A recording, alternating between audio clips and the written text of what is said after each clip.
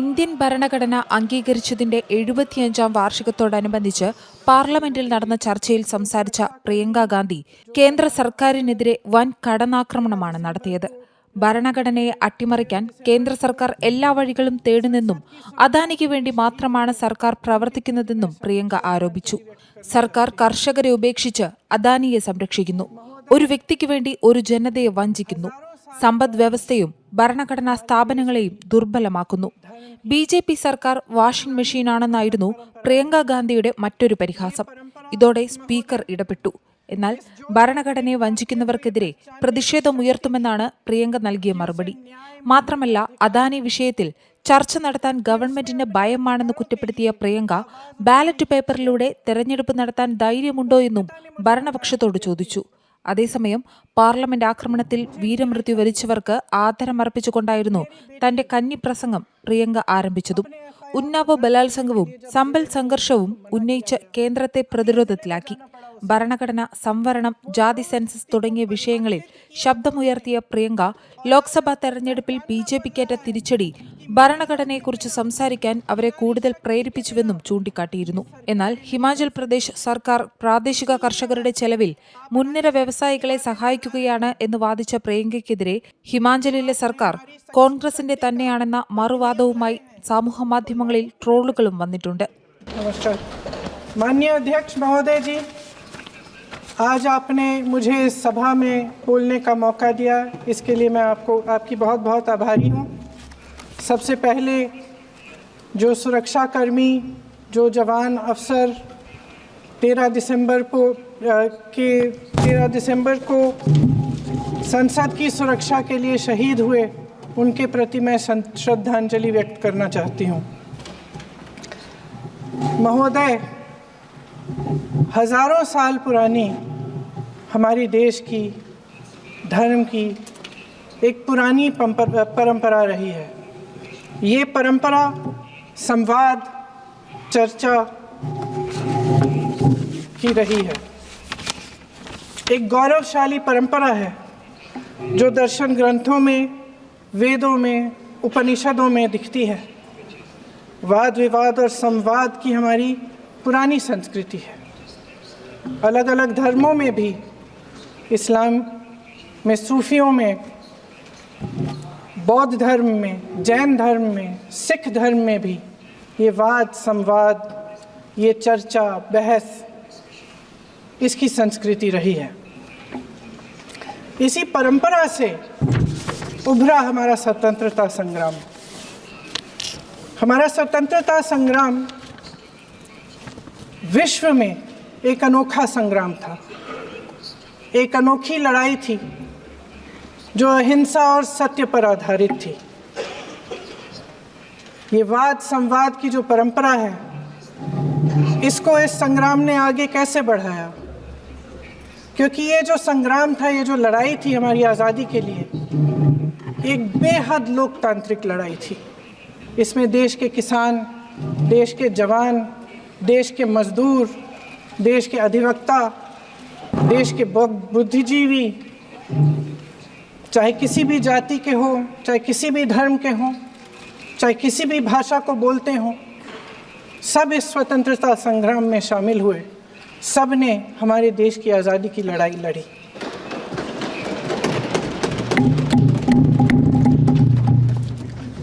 और उसी आज़ादी की लड़ाई से एक आवाज़ उभरी जो हमारी देश की आवाज़ थी। वो आवाज़ ही आज हमारा संविधान है। साहस की आवाज़ थी, हमारी आज़ादी की आवाज़ थी, और उसी की गूंज ने हमारे संविधान को लिखा और बनाया। ये सिर्फ एक दस्तावेज़ नहीं है। बाबा साहेब अम्बेडकर, मौलाना आज़ाद जी, राजगोपालाचारी जी और जवाहरलाल नेहरू जी और उस समय के तमाम नेता, जैसे आपने कहा, इस संविधान को बनाने की जो कार्य में सालों के लिए जुटे रहे। हमारा संविधान इंसाफ, उम्मीद, अभिव्यक्ति और आकांक्षा की वो ज्योत है जो हर हिंदुस्तानी के दिल में जलती है। अध्यक्ष महोदय, इस ज्योत ने हर एक भारतीय को ये पहचानने की शक्ति दी कि उसे न्याय मिलने का अधिकार है, कि उसमें अपने अधिकारों के लिए आवाज़ उठाने की क्षमता है, कि जब वो आवाज़ उठाएगा तो सत्ता को उसके सामने झुकना पड़ेगा। इस संविधान ने हर एक देशवासी को ये अधिकार दिया कि वो सरकार बना भी सकता है और सरकार बदल भी सकता है। ये ज्योत जो हर हिंदुस्तानी के दिल में जलती है, उसने हर हिंदुस्तानी को ये विश्वास दिया कि देश की संपत्ति में, देश की दौलत में, संसाधनों में उसका भी हिस्सा है, कि उसे एक सुरक्षित भविष्य की उम्मीद का अधिकार है, कि देश बनाने में भी उसकी भागीदारी है। उम्मीद और आशा की ये ज्योत मैंने देश के कोने कोने में खुद देखी है। उन्नाव में मैं एक रेप पीड़िता के घर गई, उसे जलाकर मार डाला था। वो शायद 20-21 साल की होगी। हम सब के बच्चे हैं। हम सोच सकते हैं कि अगर हमारी बेटी के साथ बार बार बलात्कार हुआ और फिर जब वो अपनी लड़ाई लड़ने के लिए गई तो उसको जलाकर मार डाला गया होता तो हम पर क्या बीतती। मैं उस बच्ची के पिता से मिली। उसके खेत जलाए गए थे, उसके भाइयों को पीटा गया था, उसके पिता को बाहर से, घर के बाहर घसीट कर मारा गया था। उस पिता ने मुझे बताया कि बेटी, मुझे न्याय चाहिए। मेरी बेटी अपने एफआईआर को दर्ज करने के लिए जब ज़िले में गई तो उसको मना किया गया।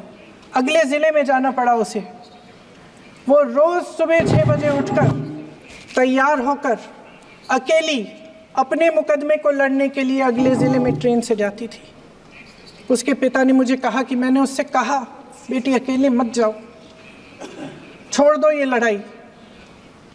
लेकिन उसकी बेटी ने उसको जवाब दिया कि नहीं पिताजी, मैं अकेली जाऊंगी, मैं लड़ूंगी, ये मेरी लड़ाई है, मैं इसको लड़ूंगी। ये लड़ने की क्षमता, ये हिम्मत उस लड़की को और करोड़ों भारत की नारियों को हमारे संविधान ने दी। आगरा में मैं अरुण वाल्मीकि के घर गई। अरुण वाल्मीकि पुलिस स्टेशन में काम करता था, सफाई का काम करता था। आप सोच सकते हैं हमारी तरह उसका भी परिवार था। नई नई शादी हुई थी, 2-3 महीनों का बच्चा था। पुलिस स्टेशन में चोरी हो गई। चोरी का इल्ज़ाम उस पर लगाया गया। उसके पूरे परिवार को उठाकर पुलिस स्टेशन में ले गए। आप हंस रहे हैं, लेकिन ये गंभीर बात है। और क्या गंभीर करें, बात। हंसेंगे। शर्म करो। शर्म। अरुण वाल्मीकि को पीट पीट के मार डाला, उसकी बीवी को पीटा, उसके पिता के नाखून निकाले, उसके पूरे परिवार को पीटा गया। जब मैं उस जवान महिला से मिलने गई जो अभी अभी विधवा हुई थी, तो उसने मुझे कहा कि दीदी, हमें सिर्फ एक चीज़ चाहिए, हमें न्याय चाहिए और हम इस न्याय के लिए लड़ते रहेंगे, चाहे कुछ भी हो जाए। ये हिम्मत उस महिला को हमारे संविधान ने दी।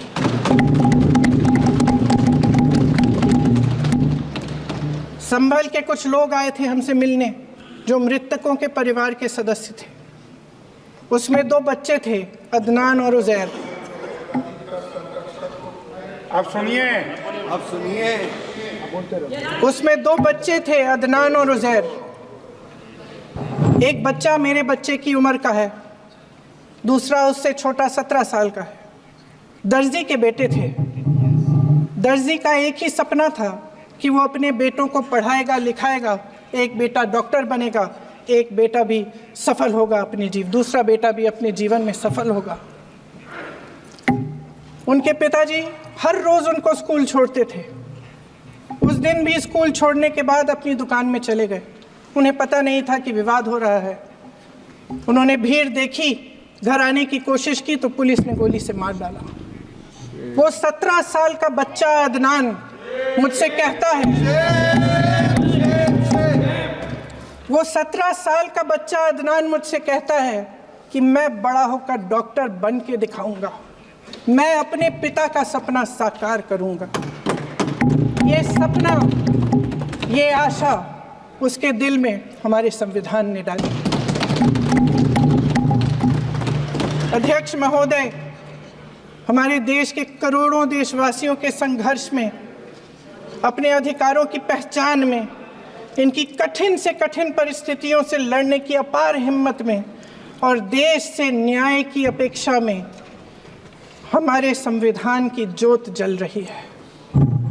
मैंने हमारे संविधान की ज्योत को जलते हुए देखा है और इसके साथ साथ ये भी समझा है कि हमारा संविधान एक सुरक्षा कवच है, एक ऐसा सुरक्षा कवच है जो देशवासियों को सुरक्षित रखता है, न्याय का कवच है, एकता का कवच है और अभिव्यक्ति की आज़ादी का कवच है। दुख की बात यह है कि मेरे सत्ता पक्ष के साथी जो बहुत बड़ी बड़ी बातें करते हैं, इन्होंने इन 10 सालों में ये सुरक्षा कवच, सत्ता पक्ष के मेरे साथियों ने ये सुरक्षा कवच तोड़ने का पूरा प्रयास किया है। संविधान में सामाजिक, आर्थिक और राजनीतिक न्याय का वादा है। ये वादा एक सुरक्षा कवच है जिसको तोड़ने का काम शुरू हो चुका है। लैटरल एंट्री और निजीकरण के जरिए ये सरकार आरक्षण को कमज़ोर करने का काम कर रही है। अगर लोकसभा में ये नतीजे नहीं आए होते तो ये संविधान बदलने का काम भी शुरू कर लेते। सच्चाई ये है अध्यक्ष महोदय कि आज संविधान बार बार इसलिए कह रहे हैं क्योंकि इस चुनाव में इनको पता चल गया कि इस देश की जनता ही इस संविधान को सुरक्षित रखेगी,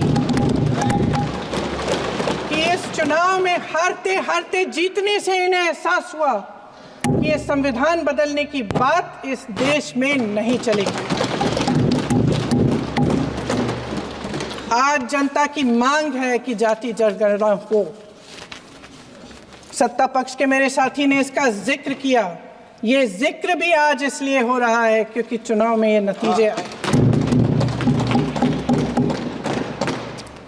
ये जाति जनगणना इसलिए ज़रूरी है ताकि हमें पता चले कि किसकी क्या स्थिति है और नीतियां उस हिसाब से बने। इनकी गंभीरता का प्रमाण ये है कि जब चुनाव में पूरे विपक्ष ने जोरदार आवाज़ उठाई कि ये जाति जनगणना होनी चाहिए तो इनका जवाब देखिए। इनका जवाब भैंस भाग भैंस चुरा लेंगे, मंगलसूत्र चुरा लेंगे, इनका ये जवाब था। ये गंभीरता है इनकी जाति जनगणना पर। महोदय, हमारे संविधान ने आर्थिक न्याय की नींव डाली, किसानों, गरीबों और को ज़मीन बांटी, भूमि सुधार किया, जिसका नाम लेने से कभी कभी आप झिझकते हैं और कभी कभी उनका नाम धड़ाधड़ इस्तेमाल किया जाता है अपने आप को बचाने के लिए। उन्होंने HAL, BHEL, SAL, GAIL, ONGC, NTPC, railways, IIT, IIM, oil refinery, steel plant, तमाम PSU बनाए। अध्यक्ष महोदय, उनका नाम पुस्तकों से मिटाया जा सकता है, उनका नाम भाषणों से मिटाया जा सकता है, लेकिन जो उनकी भूमिका रही इस देश की आज़ादी के लिए और इस देश के निर्माण के लिए, वो इस देश में से कभी मिटाया नहीं जा सकता। 75 सालों में जनता का भरोसा रहा कि नीतियां बनेंगी तो जनता की भलाई के लिए बनेंगी।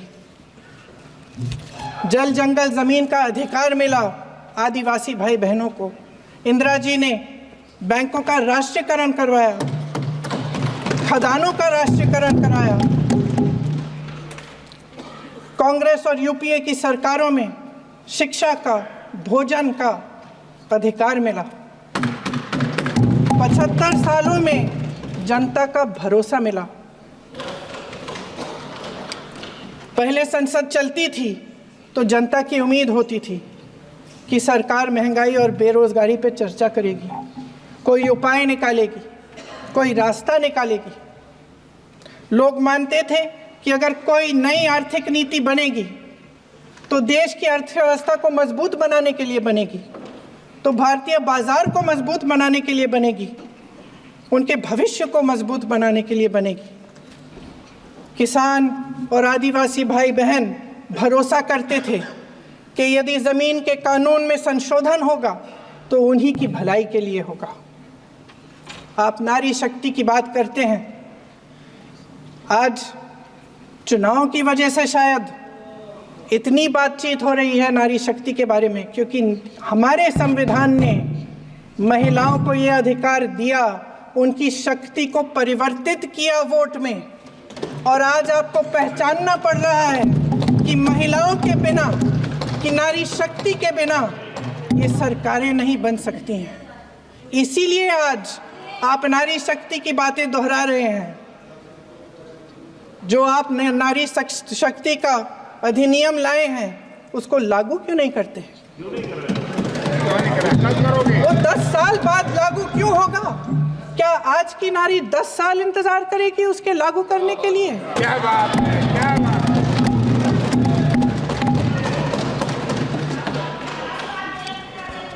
आज संसद में बैठे हुए सत्ता पक्ष के मेरे साथी ज़्यादा से ज़्यादा अतीत की बातें करते हैं। 1921 में क्या हुआ, कब हुआ, नेहरू जी ने क्या किया। अरे वर्तमान की बात करिए, देश को बताइए आप क्या कर रहे हैं, आपकी जिम्मेदारी क्या है? कि सारी जिम्मेदारी जवाहरलाल नेहरू की है। अध्यक्ष महोदय जी, ये सरकार आर्थिक न्याय का सुरक्षा कवच तोड़ रही है। आज संसद में बैठी ये सरकार बेरोजगारी और महंगाई से जूझ रही हमारी जनता को क्या राहत दे रही है। कृषि के कानून भी बड़े बड़े उद्योगपतियों के लिए बन रहे हैं। सही एमएसपी को छोड़िए, डीएपी तक नहीं मिल रहा है।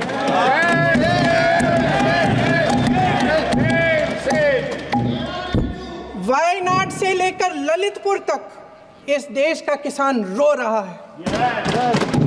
आपदा आती है तो उसको कोई राहत नहीं मिलती। भगवान भरोसे है आज इस देश का किसान, उसको छोड़ दिया गया है। आज हिमाचल में देखिए, जितने भी कानून बने हैं वो सब बड़े बड़े उद्योगपतियों के लिए बन रहे हैं। हिमाचल में जो सेब उगता था उसके जो छोटे छोटे किसान हैं वह रो रहे हैं, क्योंकि एक व्यक्ति के लिए सब कुछ बदला जा रहा है। सुनने की हिम्मत रखो। मैं अध्यक्ष महोदय जी, अध्यक्ष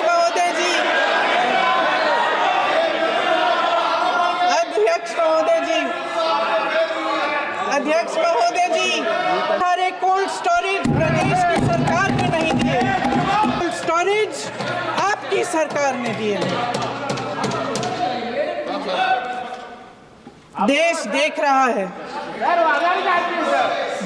देख रहा है कि एक व्यक्ति को बचाने के लिए 142 करोड़ देश की जनता को नकारा जा रहा है। सारे सारे संसाधन, सारी दौलत, सारे मौके एक ही व्यक्ति को सौंपे जा रहे हैं। सारे बंदरगाह, एयरपोर्ट्स, सड़कें, रेलवे का काम, कारखाने, खदानें, सरकारी कंपनियां सिर्फ एक व्यक्ति को दी जा रही है। जनता के मन में हमेशा ये विश्वास होता था कि अगर कुछ नहीं है तो संविधान हमारी सुरक्षा करेगा, मगर आज आम लोगों के बीच ये धारणा बनती चली जा रही है कि सरकार सिर्फ मुनाफे के लिए चल रही है। देश में बहुत तेजी से गैर बराबरी बढ़ रही है। जो गरीब है वो और गरीब हो रहा है, जो अमीर है वो और अमीर हो रहा है। इस सरकार ने आर्थिक न्याय की भी सुरक्षा कवच तोड़ दिया है। राजनीतिक न्याय की जब बात होती है, मेरे सत्ता पक्ष के साथी आज खड़े हुए और तमाम गिनती करने लग गए कि ऐसा हुआ वैसा हुआ, 1975 में जो हुआ, तो सीख लीजिए ना, आप भी सीख लीजिए। आप भी अपनी गलतियों के लिए माफी मांग लीजिए। आप भी बैलेट पे चुनाव कर लीजिए, आप भी बैलेट पे चुनाव कर लीजिए। दूध का दूध, पानी का पानी हो जाएगा। आप राजनीतिक न्याय की बात करते हैं, सरकारों को पैसों के बल पर गिरा देते हैं।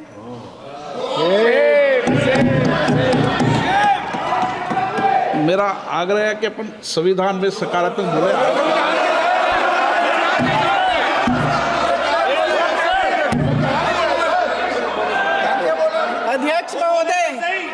अध्यक्ष महोदय, सत्ता पक्ष के हमारे साथी ने एक उदाहरण दिया उत्तर प्रदेश की सरकार का, तो मैं भी एक उदाहरण दे देती हूँ महाराष्ट्र की सरकार का।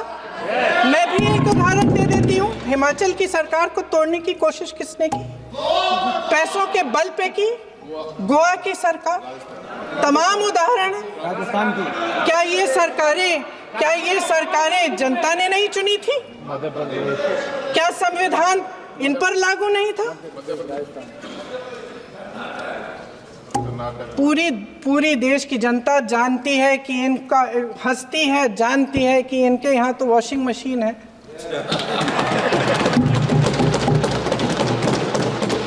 तो यहाँ से वहाँ जाता है, वो धुल जाता है। इस तरफ दाग, उस तरफ स्वच्छता। और मेरे कई ऐसे साथी हैं जो इस तरफ होते थे उस तरफ चले गए, मुझे दिख भी रहे हैं, वॉशिंग मशीन में शायद धुल गए हैं।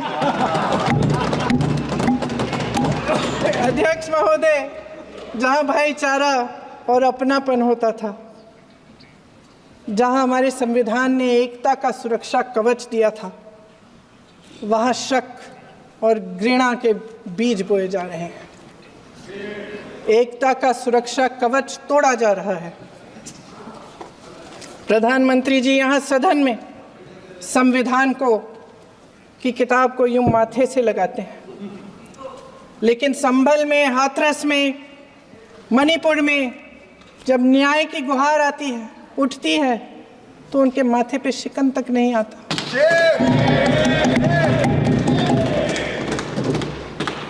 शायद समझ नहीं पाए हैं कि भारत का संविधान संघ का विधान नहीं है।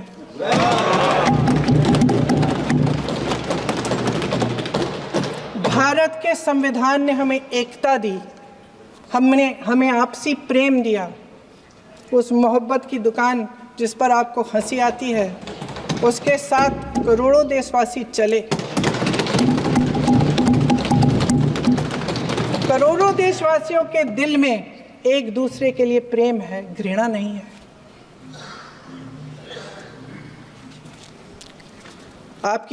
इनकी जो विभाजनकारी नीतियां हैं, उसका नतीजा हम रोज देखते हैं। राजनीतिक फायदे के लिए संविधान को छोड़िए, देश की एकता को भी ये रख नहीं सकते इसकी सुरक्षा नहीं कर सकते।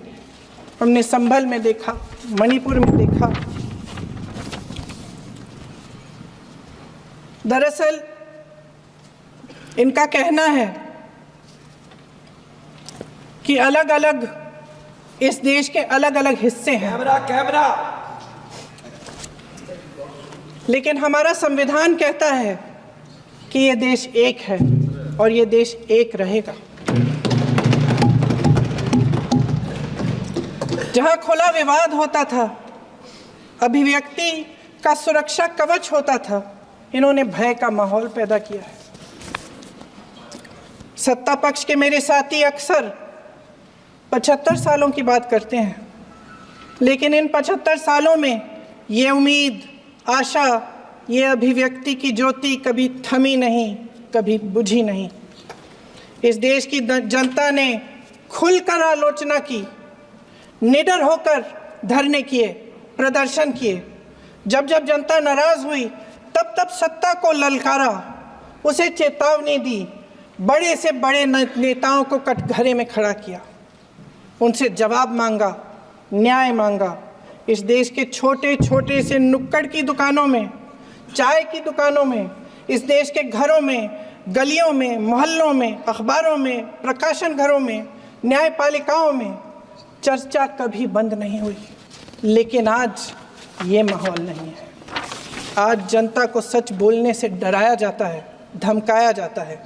पत्रकार हो या विपक्ष का नेता हो या किसी यूनिवर्सिटी का प्रोफेसर हो, छात्र संघ हो या कर्मचारियों का संगठन हो, सबका मुंह बंद कराया जाता है।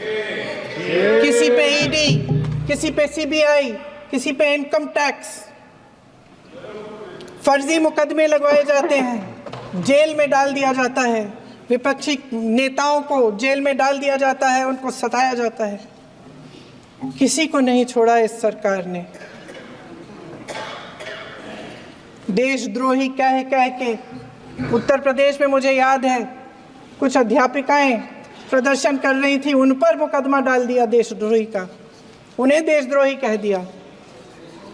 इन्होंने देश का पूरा माहौल भय से भर दिया है। इनकी मीडिया की मशीन झूठ फैलाती है, तरह तरह के आरोप लगाती है, और शायद वह भी भय में ही है। महोदय, मैं इस सदन को याद दिलाना चाहती हूँ कि ऐसा डर का माहौल देश में अंग्रेजों के राज में था। जब इस तरफ बैठे हुए गांधी की विचारधारा वाले लोग आज़ादी की लड़ाई लड़ रहे थे और उस तरफ वाली विचारधारा वाले लोग भय में रहकर अंग्रेजों के साथ साठ-गांठ कर रहे थे। लेकिन अध्यक्ष महोदय, भय का भी अपना स्वभाव होता है। भय फैलाने वाले हमेशा भय का खुद शिकार बन जाते हैं। ये प्रकृति का नियम है। आज इनकी भी यही हालत हो गई है। भय फैलाने के इतने आदी हो गए हैं कि खुद भय में रहने वाले हैं। चर्चा से डरते हैं, आलोचना से घबराते हैं। कई दिनों से हम मांग रहे हैं कि चर्चा करिए, लेकिन चर्चा करने की हिम्मत ही नहीं है।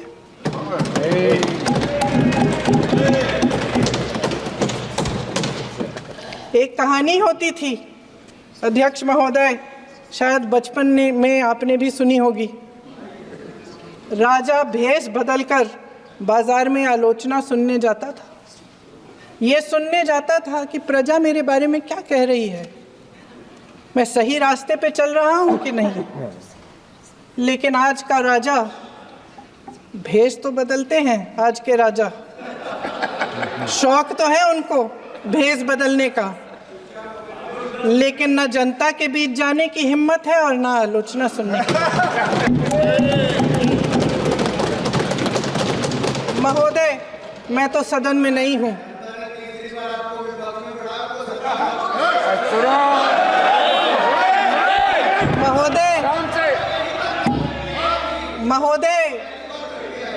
महोदय, जनता में बहुत विवेक है, ये सही है।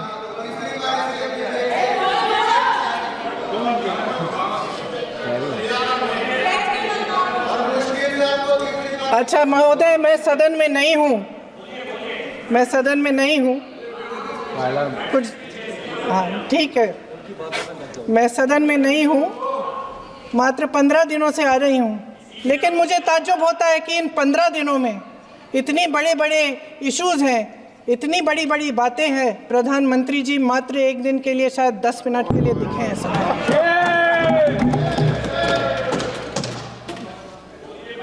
बात यह है अध्यक्ष महोदय जी कि ये देश भय से नहीं, साहस और संघर्ष से बना है।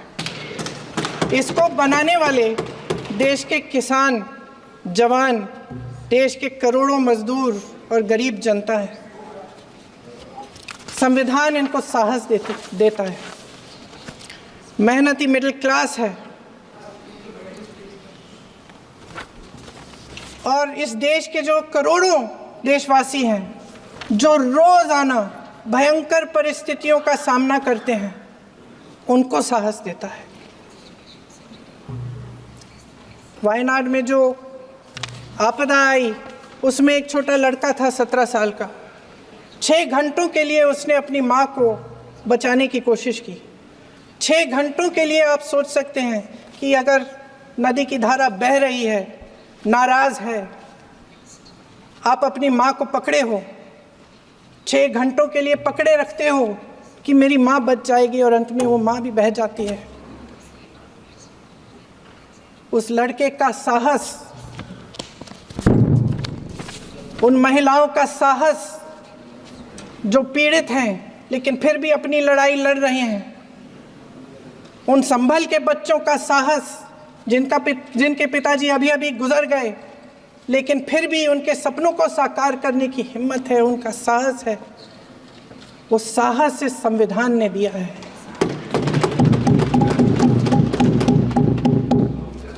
वो आत्मविश्वास से संविधान ने दिया है। ये देश भय से नहीं चल सकता, ये देश साहस से ही चलेगा। भय की भी सीमा होती है, और जब वो सीमा पार हो जाती है, जब किसी को इतना दबाया जाता है कि उसको लगने लगता है कि अब मेरे पास खोने के लिए कुछ नहीं है, तब उसमें एक ऐसी शक्ति पैदा होती है जिसके सामने कोई कायर खड़ा नहीं हो सकता। ये देश कायरों के हाथों में ज़्यादा देर तक कभी नहीं रहा है। ये देश उठेगा, ये देश लड़ेगा, सत्य मांगेगा, सत्यमेव जयते। जय हिंद। अगले